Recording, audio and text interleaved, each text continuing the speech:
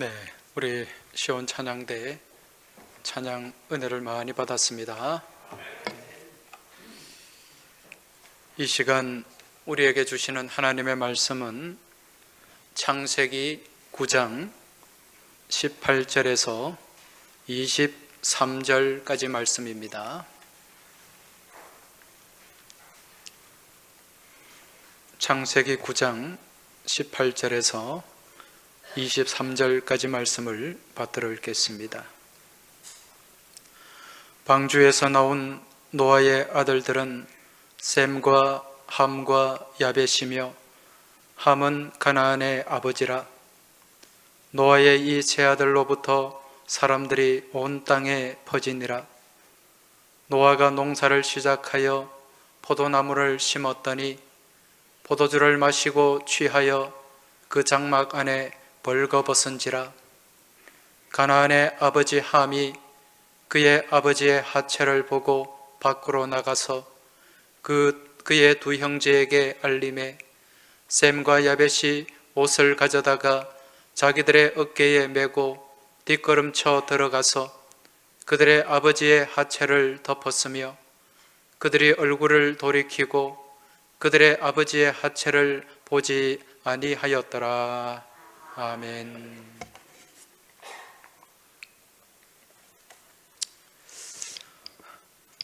오늘 우리가 읽은 본문의 말씀은 이제 노아 시대에 노아 홍수가 끝난 다음에 이제 그 이후에 펼쳐진 사건을 다루고 있습니다. 오늘 말씀에 보니까 이 홍수가 끝난 다음에 이제 이 땅 가운데 노아와 그 세 아들, 그 가족들이 남아 있는데 이들 가족이 포도 농사를 지었다, 그렇게 말씀하고 있습니다. 포도 농사를 지어서 또 그 수확한 포도를 가지고 포도주를 담궜는데 이 노아 할아버지가 그 포도주를 잡숫고 흠뻑 취해가지고 그만 장막에서 옷을 훌훌 벗고 그렇게 잠이 들고 말았습니다. 이렇게 아버지가 옷을 벗고 그렇게 잠든 모습, 이 모습을 누가 보았습니까? 오늘 이 노아의 세 아들이 있죠. 셈과 함과 야벳. 이제 이 세 사람을 통해서 온 땅에 민족이 퍼지게 되었다, 그렇게 말씀하는데 그 중에 함이라고 하는 아들, 이 아들이 아버지의 장막에 들어갔다가 이 아버지의 그 벌거벗은 모습, 수치스러운 모습을 보게 됩니다. 그리고 그것을 다른 형제들에게 알렸다고 말씀하고 있습니다. 오늘 우리가 지금 이 노아의 모습을 보면서 생각할 수 있는 중요한 사실 하나가 있는데 그것은 바로 이 사람이 술에 취하게 되면 스스로 벌거벗게 된다는 것입니다. 지금 이 말씀을 드리면 또 어떤 분은 아니 술에 취한다고 다 벌거벗나, 그렇게 생각하는 분이 있을 수도 있을 텐데 여기서 벌거벗는다고 하는 것은 이 사람이 술에 취하거나 또 술에 취해서 그 술의 지배를 받게 되면 자신의 그 적나라한 실존이 벗겨진다는 거예요. 자신의 내면에 감추어져 있던 그러한 부끄러운 모습들이 다 드러나게 된다는 것입니다. 언젠가 어느 신혼 부부가 결혼식을 올리고 신혼여행을 갔습니다.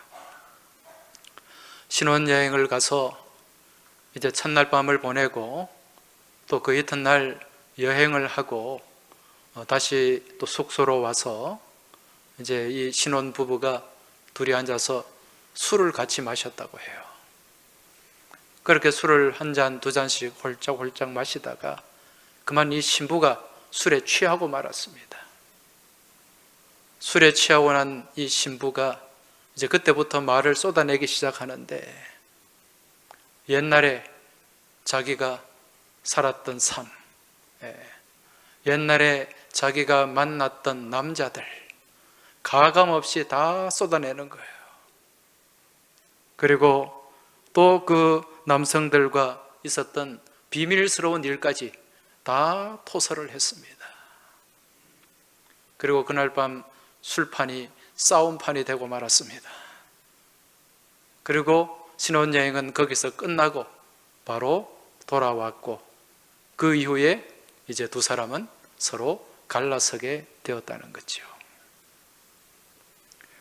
여러분, 호세아 선지자가 아닌 이상 어떻게 같이 살 수가 있겠습니까? 여러분, 이게 술이 가지고 있는 힘이에요. 술은 이 사람 몸에 들어오면 그 사람을 지배하게 되고, 또 그 술을 마신 사람은 스스로 자기 안에 있는 허물과 부끄러움을 스스로 벌거벗게 된다는 거죠. 술에 취해서 그렇게 드러내는 그 내면의 마음, 속마음, 여러분, 이게 과연 솔직한 것일까요? 그렇진 않죠. 내가 말이야 솔직하게 말해서 그렇게 하면서 막 쏟아내는데, 술 취한 사람에서 입에서 나오는 말이 긍정적인 말이 많겠습니까? 부정적인 말이 많겠습니까? 부정적이죠. 그래서 그 말이 솔직한 말이라고 할지라도 상대방을 불편하게 만듭니다. 불쾌하게 만들고, 또 그로 인해서 복잡한 여러 가지 문제가 야기된다는 사실을 우리가 알아야 됩니다. 그래서 성경에서는 이 술에 대하여 어떻게 말씀하고 있습니까? 술 취하지 말라. 이는 방탕한 것이니 오직 성령의 충만함을 받으라. 그렇게 말씀하고 있습니다. 이 에베소서 5장 18절에 나오는 말씀이 있죠. 여기서 술 취한다, 술에 취하는 것, 이것은 방탕한 것이다, 그렇게 말씀합니다. 이 방탕하다고 하는 말이 무슨 의미일까요? 이 방탕이라는 말은 헬라 말로 아소티아라는 말인데, 이 말의 의미는 무절제한 낭비를 얘기하는 것입니다.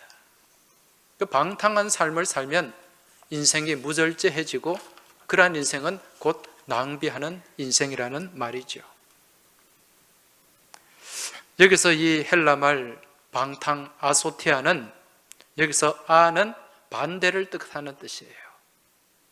그리고 소티아는 보호받는다는 뜻입니다. 그래서 아소티아 그러면 보호받지 못한다, 그런 의미가 여기에 담겨 있는 거죠.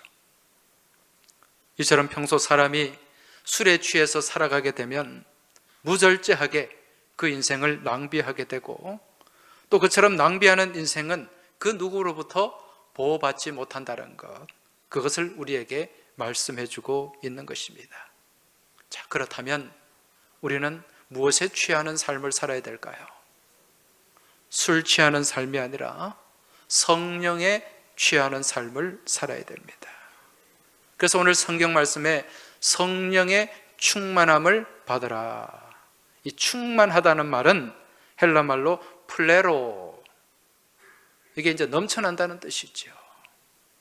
그리고 여기에는 취한다, 그리고 지배하다, 그런 의미가 여기에 담겨 있어요. 다시 말씀드리면, 우리가 술에 취하게 되면 무엇의 지배를 받게 됩니까? 술의 지배를 받게 돼요. 그럼 성령의 세술에 취하게 되면 누구의 지배를 받게 될까요? 성령의 지배를 받게 된다는 것입니다. 여러분, 세상의 술, 그 세상의 독주에 취해서 살아가게 되면 우리의 그 부끄러운 모습, 우리의 허물 많은 실존이 적나라하게 벗겨지게 됩니다. 그리고 그로 인해서 우리는 부끄러움과 수치 가운데 직면하게 된다는 것입니다. 하지만 이러한 세상의 술이 아닌 성령의 세술에 취해서 살아가게 되면 어떻게 됩니까? 물론 우리가 하나님 앞에 우리의 부끄러움과 허물을 다 내어놓게 됩니다. 하지만 그 모습을 바라보는 우리 하나님께서는 우리를 어떻게 하십니까? 그것을 다 덮어주시는 거죠. 덮어주시고 또 우리 가운데 그 덮음의 은혜를 우리에게 베풀어 주신다는 사실입니다. 여러분, 세상의 술이 아닌 성령의 세술에 취하시기 바랍니다. 성령의 충만함을 입으시기 바랍니다. 그리하여 우리 하나님 앞에 우리의 모든 허물과 죄를 다 내어놓고 또 그렇게 자복하고 고백하면 우리 주님께서는 십자가에서 흘리신 그 보혈로 우리를 다 덮어주시고 또 우리를 새롭게 세워주시는 줄 믿으시기 바랍니다. 이제 오늘 본문에 등장하는 이 노아로 다시 돌아가서요, 이 술에 취한 노아, 본래 이 노아는 어떤 사람이었습니까? 창세기 6장에 보면은 6장 9절에 노아는 의인이요 당대의 완전한 사람이다, 그렇게 말씀합니다. 이처럼 노아는 의롭고 당대의 완전한 사람이었기 때문에 그처럼 죄가 관영했던 세상 심판하실 때 노아와 그 노아의 가족을 구별하셨고 또 노아를 통해서 우리 하나님은 또 이 세상에 새 판을 짜셨던 것입니다. 그런데 그렇게 탁월했던 노아, 이 노아도 술에 취하니까 어쩔 수가 없어요. 그 술의 지배를 받으니까 벌거벗고 그렇게 누워서 참 부끄러움 가운데 잠이 들었던 거죠. 여러분, 이게 어떤 모습입니까? 이게 바로 믿음의 균형이 무너진 모습입니다.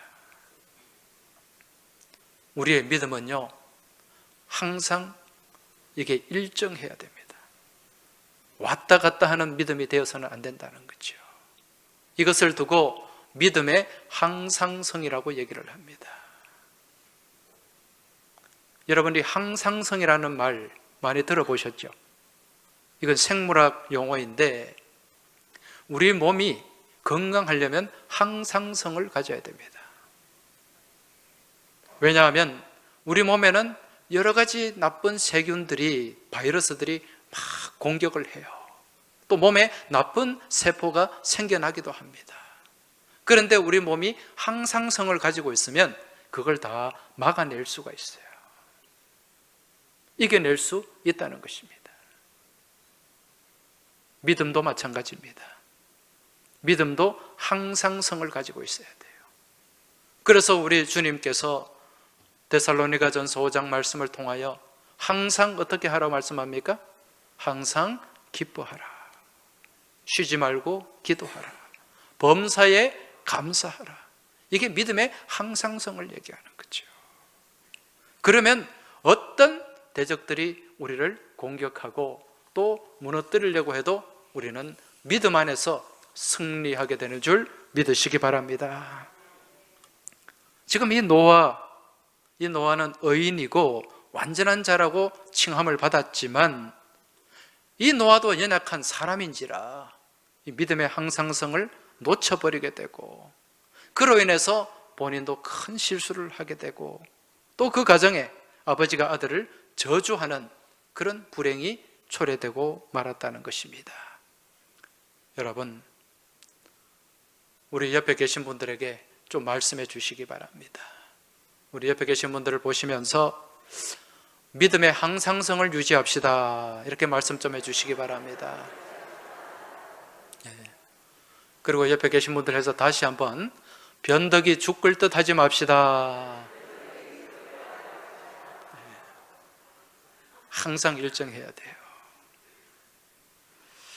자, 여러분, 오늘이 무슨 주일이죠? 어버이 주일입니다. 오늘 본문이 이 어버이 주일날 우리에게 전해주는 귀한 메시지가 있어요. 그것이 무엇인가? 오늘 말씀의 제목이 뭡니까? 덮어주는 사랑. 예, 바로 덮어주는 사랑입니다. 지금 노아가 술에 취해서 벌거벗고 있을 때 이 장면을 최초로 목격한 아들이 누구였다고요? 함이라고 하는 아들입니다. 오늘 본문 22절에 보면 이 함이 아버지의 장막에 들어가서 그 아버지의 수치스러운 모습을 보고 또 이걸 두 형제들에게 알렸다, 그렇게 말씀합니다. 가나안의 아버지 함이 그의 아버지의 하체를 보고 밖으로 나가서 그의 두 형제에게 알림에, 자, 이 말씀에 하체를 보고 이렇게 나와 있어요. 아버지의 하체를 봤다는 거죠. 벗은 몸을 봤다는 것입니다. 근데 여기서 본다는 말은 히브리 말로 라라는 동사입니다. 이 라라는 말은요, 그냥 슬쩍 본 게 아니에요. 어떻게 봤는가? 이 말의 뜻은 조사한다는 뜻이 있어요. 자세히 관찰한다, 검사한다, 그런 의미가 여기에 담겨 있어요. 그래서 아버지의 그 부끄러운 모습, 수치스러운 모습을 그냥 슬쩍 지나가면서 본 게 아니라 아주 자세하게 관찰을 했다는 거죠. 그리고는 어떻게? 이걸 다른 형제들에게, 다른 사람들에게 다 누설을 했어요. 이 알린다는 말은 히브리 말로 나가드라는 말인데, 이것은 자세하게 설명했다는 의미가 여기에 담겨 있습니다. 그래서 오늘 본문에서 말씀하는 이 하체, 이 부끄러움은 하나의 어떤 그런 대표적인 상징이고, 이 노아가 가지고 있는 여러 가지 삶의 허물들을 이 아들 함이 속속들이 다 파악해서 그것을 형제들에게 또 사람들에게 다 알리고 퍼뜨렸다는 얘기죠. 여러분, 지금 노아의 나이가 지금 몇 살입니까? 이 노아 할아버지의 나이, 홍수가 날 때 노아의 나이가 600살이었어요. 그런데 지금은 홍수가 다 끝나고 한참 시간이 흘렀을 때 일어난 사건입니다. 지금 포도 농사를 짓고 포도주를 담궈서 마셨다고 하니까 그 정도로 시간이 지나서 이제 술을 좀 담그는 그런 기술까지 생겨난 때라고 보면 됩니다. 그렇다면 지금 이 노아는 한 800살 이상은 되었을 거예요. 노아가 한 950살가량 살았으니까 아마 그 정도 나이, 800, 900살 정도 되는 그런 나이가 아니었나 생각할 수가 있습니다. 노인 중에 상노인이 된 거죠. 자, 그런데 여러분, 이 사람이 나이가 많아지고 이제 노인이 되면 잦아지는 것이 있습니다. 그게 무엇인가? 그것은 바로 실수입니다. 사람이 나이가 들면 약해져요. 그렇게 약해지면 젊을 때 안 하던 실수들을 많이 하게 된다는 것입니다. 예전에 제가 부목사로 섬길 때 모셨던, 같이 동역했던 담임 목사님, 그분은 모든 면에서 빈틈이 잘 보이지 않는 분이었습니다. 은행도 아주 반듯하셨고 목회 사역도 아주 빈틈없이 그렇게 하려고 최선을 다하는 그런 분이셨습니다. 여러분, 이런 담임 목사님과 같이 사역을 하면 힘든 사람이 누구겠어요? 부목사들입니다. 그래서 같이 동역하는 이 부목사 전도사들이 한 3년을 잘 못 넘기는 경우가 종종 있었습니다.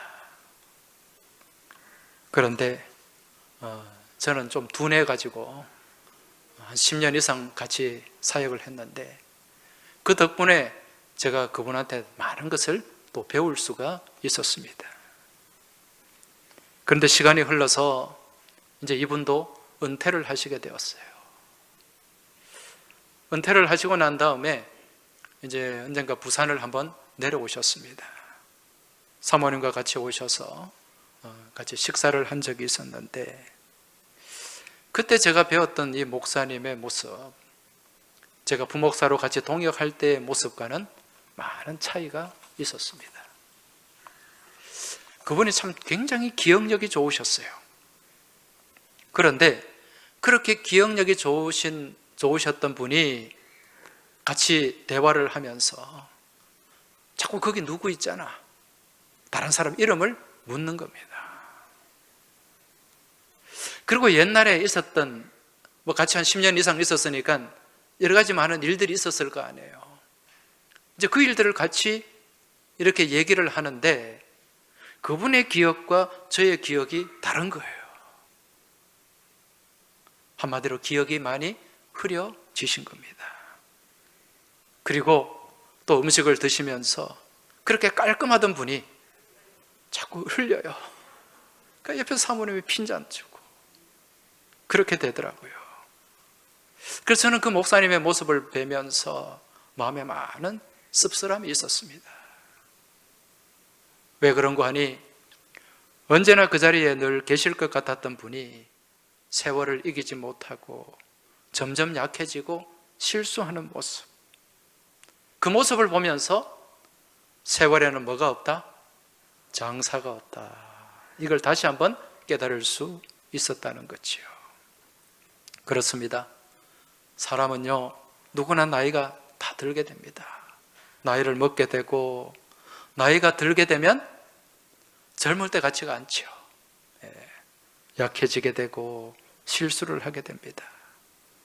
자, 그렇다면 이러한 어른들의 약해진 모습, 또 이 어른들의 실수를 젊은이들이나 또 자녀들이 어떻게 바라보고 또 어떻게 대해야 할까?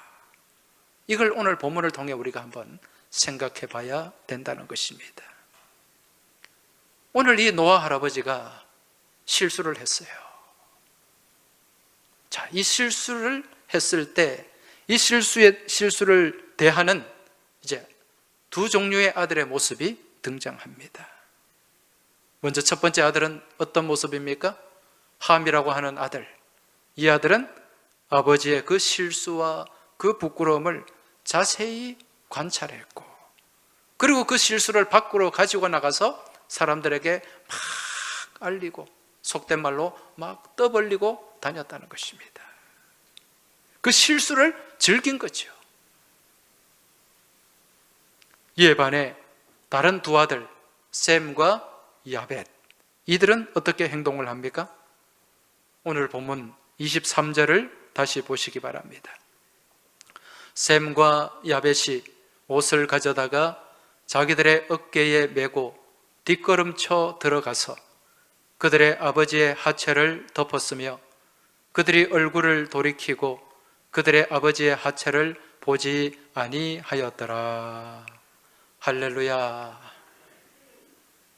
여러분, 지금 이 두 아들, 그 아버지의 실수 앞에서, 아버지의 부끄러움 앞에서 어떻게 행동을 하죠?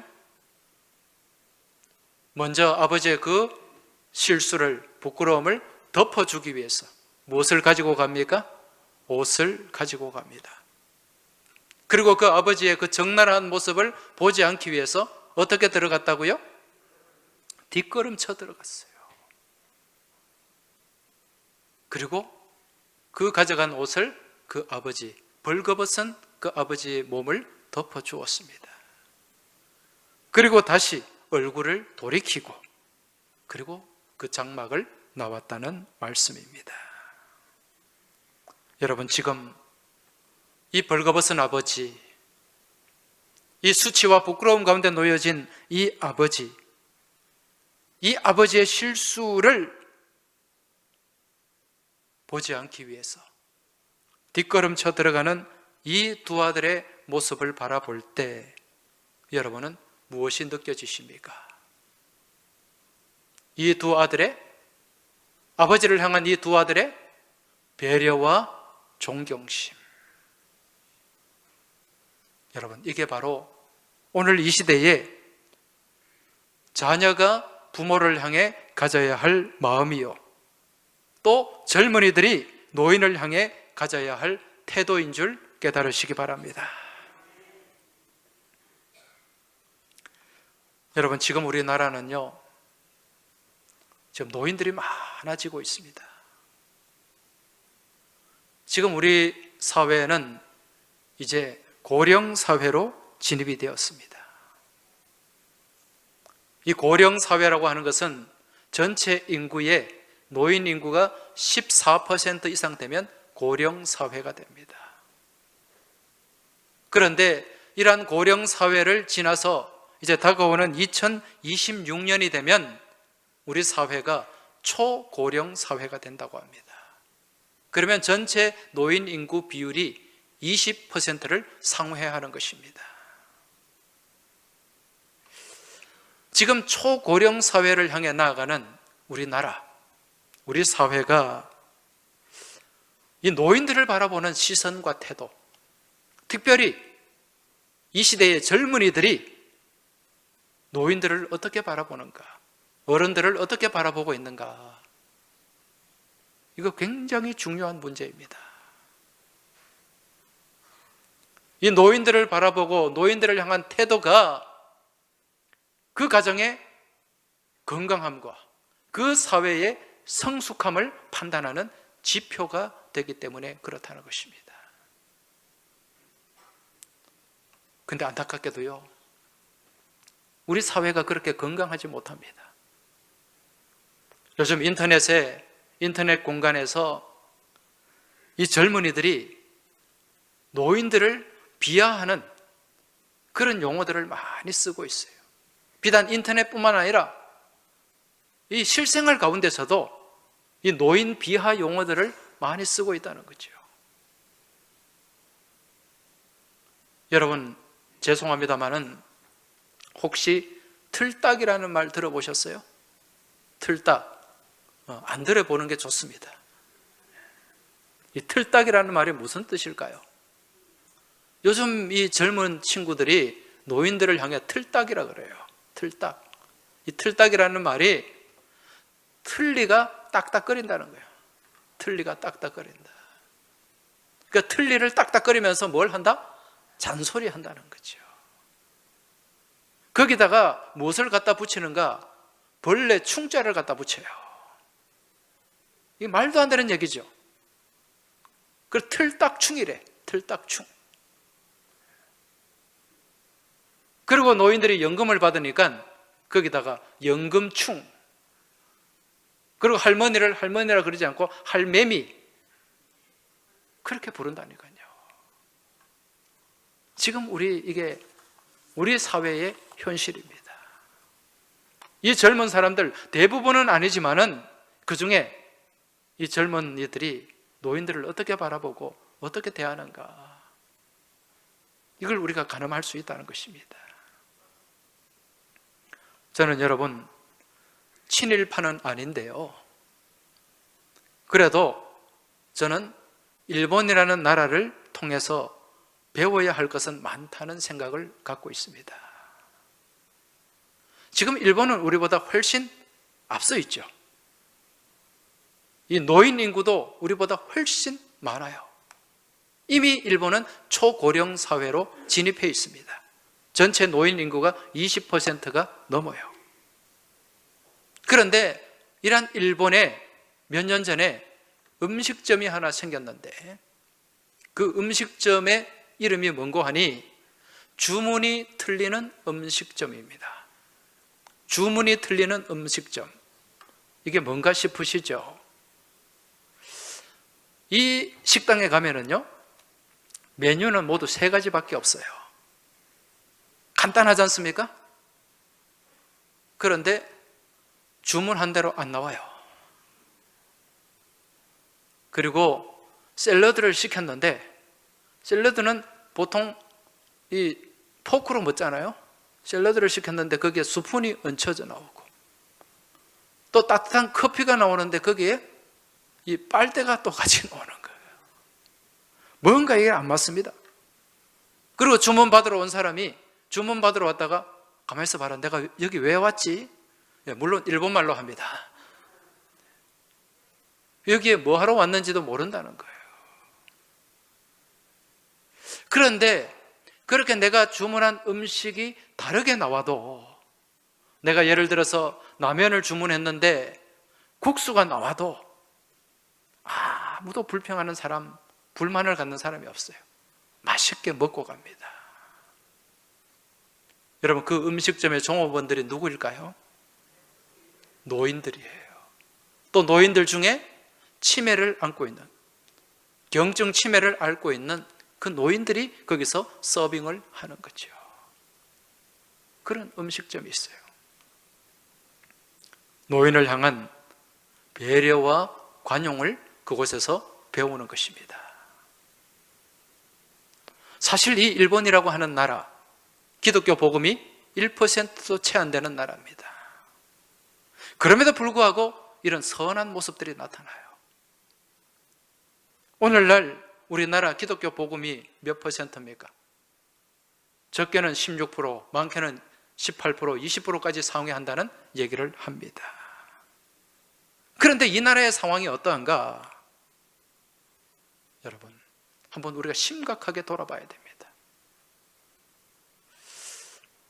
우리 사회의 모든 변화는요, 교회로부터 시작이 되어야 됩니다. 교회 안에서 먼저 선한 일들이 일어나고 이루어져야 된다는 거죠. 교회 안에서 먼저 어른들을 존중해야 됩니다. 어른들을 존경해야 됩니다. 그리고 그러한 교우들의 가정에서 부모님을 존경하는 모습, 공경하는 모습이 자리 잡아야 된다는 거죠. 왜 그런가? 이 부모를 공경하고 어른들을 존중하는 것은 바로 우리 하나님께서 주신 성경에 기록된, 성경에서 말씀하고 명령하는 내용이기 때문에 그렇다는 것입니다. 여러분, 우리 하나님께서 우리에게 주신 613가지의 율법이 있죠. 그 613가지의 율법을 10가지로 압축한 게 무엇입니까? 10계명입니다. 이 10계명은 또 어떻게 나누어지죠? 1계명부터 4계명까지는 누구와의 관계입니까? 하나님과의 관계예요. 5계명부터 10계명까지는 누구와의 관계다? 사람과 사람 사이의 관계입니다. 자, 그럼 사람과 사람 사이의 관계, 첫 번째 계명이 뭡니까? 내 부모를 공경하라. 부모를 공경하라는 말씀이에요. 그리고 이러한 첫 번째 계명, 이 계명을 두고 다르게는 약속이 있는 계명이다, 그렇게 말씀합니다. 무슨 약속이 있습니까? 출애굽기 20장 12절 말씀을 보면 내 부모를 공경하라. 그리하면 내 하나님 여호와가 내게 준 땅에서 내 생명이 길리라. 할렐루야. 이 땅 가운데서 잘 되고 장수하는 복을 주시겠다는 것입니다. 이 약속이 제5계명 부모 공경 계명 가운데 담겨 있는 것입니다. 그래서 부모를 잘 공경하는 자녀들은 무엇을 받게 된다? 복을 받게 된다는 것입니다. 실제로 그렇잖아요. 지금 그 아버지의 허물, 실수를 감춰주기 위해서 뒷걸음쳐 들어가서 그 허물을 다 덮어준 이 아들 셈과 야벳은 복을 받았습니다.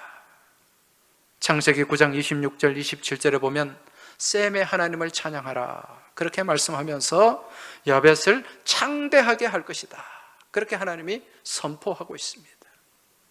여기에 반해서 그 아버지의 그 실수와 허물을 다 드러내고 그렇게 완전히 좀 까발린 그 아들 함은 어떻게 됩니까? 저주를 받게 됩니다. 그리고 형제들의 종이 될 것이라고 말씀하고 있습니다. 여러분, 우리 하나님의 사랑은 어떤 사랑입니까? 우리 하나님께서 우리에게 주시는 사랑, 감싸주는 사랑입니다. 우리 하나님의 사랑은 덮어주는 사랑이에요. 성경 말씀을 읽다 보면 도말이라는 말이 여러 번 나옵니다. 도말이라는 말의 뜻이 뭐죠? 덮어준다는 뜻이죠. 발라서 드러나지 않게 한다. 국어사전에 그렇게 기록이 되어 있습니다.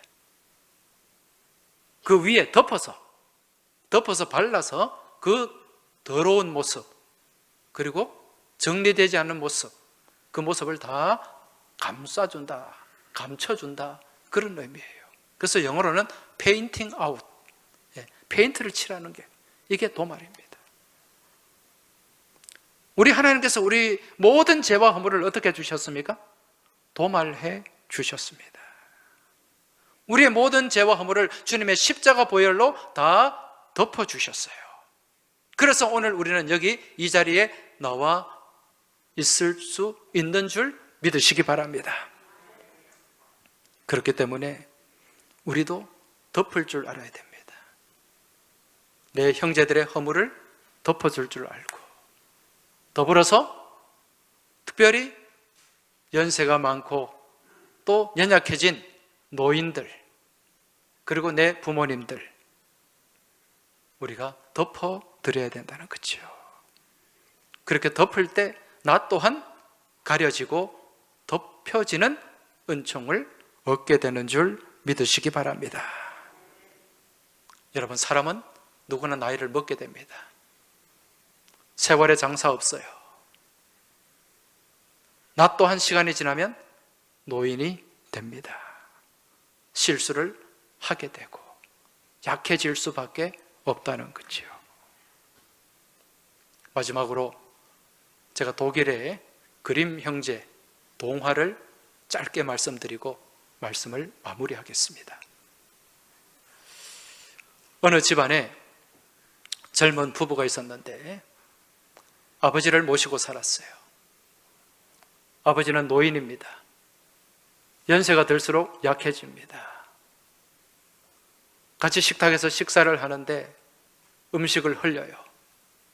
그리고 이 스푼도 떨어뜨리고, 그리고 그릇을, 접시를 깨기도 합니다. 자꾸 이게 반복이 되니까 그 자녀가, 그 며느리가, 그 아들이 어떻게 했는가? 아버지 혼자 저기 구석에 가서 따로 식사하세요. 애들이 싫어해요. 그래서 따로 그 식탁에서 벗어나게 해서 따로 구석진데 밥상을 차려줍니다.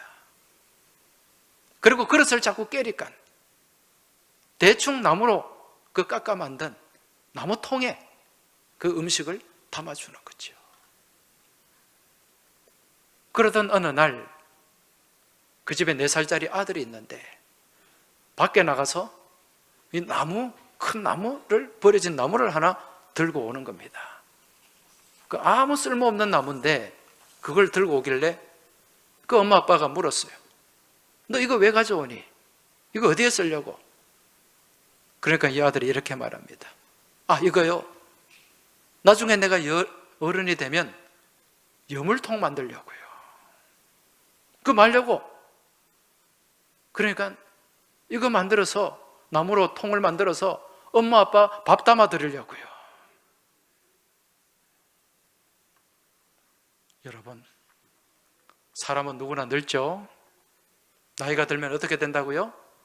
약해지고 실수할 수밖에 없습니다. 내 주변에, 내 곁에 있는 어른들, 부모님, 실수를 덮어주고 공경하는 가운데 그러한 효도의 모습들이 또 우리 자녀 손들을 통해 잘 이어질 수 있도록 우리가 그러한 본을 보여야 될 줄로 믿습니다. 이러한 믿음의 모습이 오늘 이 자리에 함께한 우리 모든 가정 가운데, 교우들 가운데 함께 하시길 우리 주님의 이름으로 축원합니다. 하나님 아버지, 아버지의 실수를 드러내었던 그 아들과 그 아버지의 부족함과 연약함을 감싸주었던 그 아들의 삶과 그 결과가 완전히 달라지는 모습을 저희들이 보게 됩니다. 오늘 주신 말씀을 붙잡고 우리가 서로 덮어주게 하여 주옵소서. 내 주변의 어른들을 공경하며 그 실수와 허물들을 덮어주고 내 집의 부모님들의 그 부족함과 연약함을 덮게 하여 주옵소서. 더 나아가 우리 교우들의 또 부족함과 허물 또한 서로 덮어주는 복된 사랑이 우리의 가슴 가운데, 삶의 자리 가운데 우리 교회 공동체 가운데 충만케 하여 주시옵소서. 모든 것 주님을 의지하며 우리 주님 예수 그리스도 이름으로 기도하옵나이다. 아멘.